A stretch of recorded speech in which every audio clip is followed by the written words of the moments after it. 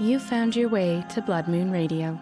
I'm Coraley, and this is where we follow the threads the world wants us to drop. Today's episode is the third and final episode in our mini-series on Canadian witchcraft. We're going to look at modern figures in Canadian witchcraft today, as well as how witchcraft fits within political and social landscapes of our times. This is Persistent Magic. Hi everyone. Today's episode is going to start off a little different than normal because we have our first bloodletter. The person wishes to remain anonymous. They've signed the letter unsent but bleeding, and this is what it says. I don't know how to let go of someone who isn't cruel, just unavailable in a way that keeps breaking me quietly. There's not been any explosion, no betrayal that anyone would call dramatic, just a slow eroding of hope. I keep replaying the good moments like evidence, as if love that once existed should be enough to sustain me now. I tell myself I'm strong, evolved, self-aware. I've done the work. I've loved without manipulation. I've stayed soft. But I still wake up with the ache. I still reach out for what isn't reaching back. I don't want to be bitter. I don't want to harden. But I'm so tired of being the one who understands.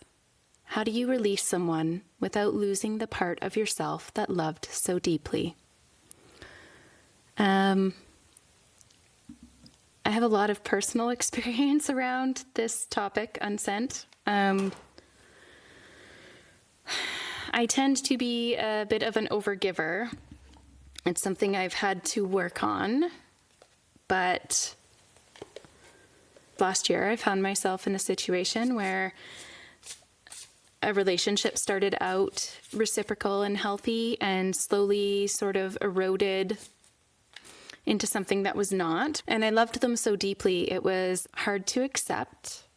Also because they weren't being totally honest with me. I have this thing where I can tell when people are lying, but I still sit there and ask them to give me the truth instead of just telling them that I know, and even if they deny it, letting that be the thing, you know? I tend to think that everybody needs love, and the way to help people when they're being their own worst enemy is to love them through it. And I still believe that's true, but that also has to extend to yourself. So it's not very self-loving to allow something that's not reciprocal to drain you, or to overgive when someone stops returning the love that you need, even if they previously were. People can love you, but not have the capacity to be reciprocal and healthy. And sometimes they reach a point for no reason. You know, for a lot of people who have a lot of unhealed trauma, it's scary to be in a healthy love situation. They would rather go back to what's comfortable or remain in what's comfortable and dysfunctional and harmful than risk losing something real unless it's within their control. I mean, letting that slip away and having it hurt them versus them cutting it off or sabotaging it, because that's within their control, right? And a lot of people don't feel worthy of love. And if you're like me, you just see those good parts of them and you want to tell them that you see it, and you think that that should be enough. And I wish it were, but it isn't always. So the answer is to love yourself. And you can revisit the good times, but you're also going to have to think about the hard parts of this and the hurt that you feel, and allow yourself to grieve it. So recently with that relationship, I hit a point where I stopped holding space and got angry about how the person had behaved. What they did irrevocably harmed what we had, which was very special. And it caused immense emotional and energetic wounding. And they knew what they were doing. So they chose the coward's way instead of owning the truth or having difficult conversations. And they knew what it would do to me. And I thought that they loved me better than that, but I was mistaken. So lately I've been working on allowing myself to be angry about that. It doesn't mean that I'll stay there forever and that I'll think terrible things about them, but the good parts of being with them aren't the whole story. And much like I'd be doing myself a disservice to ignore the truth of what happened and only focus on the good parts and stay tethered emotionally and energetically that way, it would also be a disservice to wash the whole thing in a story where the person was all bad. Something beautiful about humans is that we're complicated, but that's difficult, right? So I'm sending you love. I'm sorry you're going through this. I hope that you can take some time for self-care, journaling, nice baths, walks in the forest, things that make you feel good, time spent with loved ones. I'm going to pull a tarot card for you. Yeah. So the card is the Tower. As you might know if you follow tarot, Tower moments are big catalyst moments where things fall apart and they're gonna change, or they have already changed. You had a Tower moment. And I guess if losing this person didn't quite feel like that for you, maybe reaching this point is that for you. So thank you for writing in. It was an honor to read your letter, and I hope that I've helped in some small way. The rest of today's episode is continuing with our Canadian Witchcraft mini-series. This is the third and final episode, exploring where Canadian witchcraft has come from, how it's been shaped, and where it now finds itself in the modern world. In the first episode, we looked at the shadows, the witch trials of New France, and how fear, religion, and colonial power shaped early attitudes toward magic and those who are different. In the second episode, we traced what came after: syncretic traditions born of migration, the emergence of structured pagan systems like Odyssean Wicca, and the legal frameworks that attempted, often unsuccessfully, to regulate belief, identity, and spiritual autonomy. Today, I want to talk about now, about the place of witchcraft in contemporary Canadian and broader North American society, about visibility, about responsibility, and about why witchcraft continues to rise during moments of social, political, and cultural instability. It's not accidental that interest in witchcraft, magic, and ancestral practice grows during times of uncertainty. Historically, magic resurfaces when institutions fail to protect people, when governments feel distant, when economic systems become unstable, when bodily autonomy is threatened, when trust in dominant narratives erodes. Does that sound familiar? Across North America, we are living through political polarization, increasing threats to reproductive and bodily rights, economic precarity, climate anxiety, and cultural exhaustion. In moments like this, witchcraft doesn't emerge as escapism. It emerges as agency. It's a way of saying, I will tend my own hearth. I will listen to my intuition.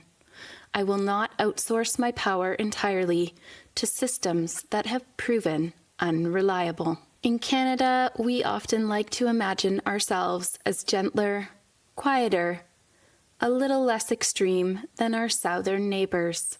And while that can be true in some ways, we are not insulated.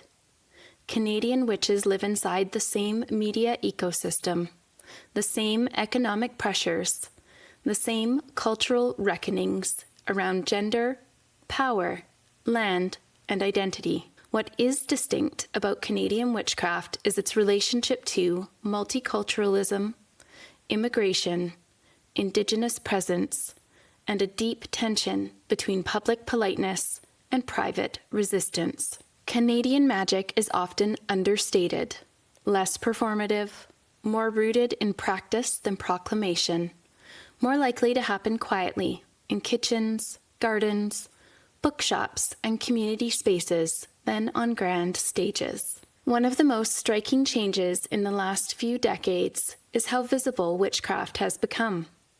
What was once whispered about is now published, taught, sold, and discussed openly.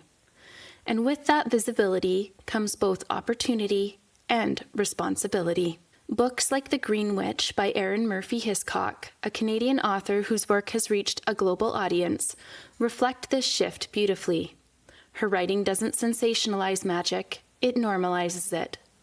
She presents witchcraft as earth-honoring, intuitive, practical, accessible, less about aesthetic rebellion and more about relationship, the relationship with plants, cycles, seasons, and self. That approach resonates deeply in a Canadian context, where land and climate shape daily life in undeniable ways. At the same time, contemporary Canadian witchcraft isn't just happening on the page. It's alive in people like Monica Badierski, founder of Witchfest North, who we had on the show earlier this season. Monica's work sits at the intersection of historical literacy, legal awareness, magical practice, and public education. Her story, including the moment when Canada finally struck down the law that made it illegal to pretend to practice witchcraft, reminds us that legality and legitimacy are not the same thing. Witchcraft didn't suddenly become real when the law changed. It became less punishable, and that distinction matters. Even today, witchcraft exists in a strange liminal space. It is legal, but often misunderstood, visible, but sometimes still stigmatized, celebrated, but very frequently commodified. The word witch remains charged. For some, it's spiritual identity. For others, a political stance. And for others still, a reclaimed insult. And for many, it's all three. Modern witches must navigate appropriation versus appreciation, personal practice versus public platform, spirituality versus spectacle. This is especially true in North America, where social media rewards aesthetics faster than ethics.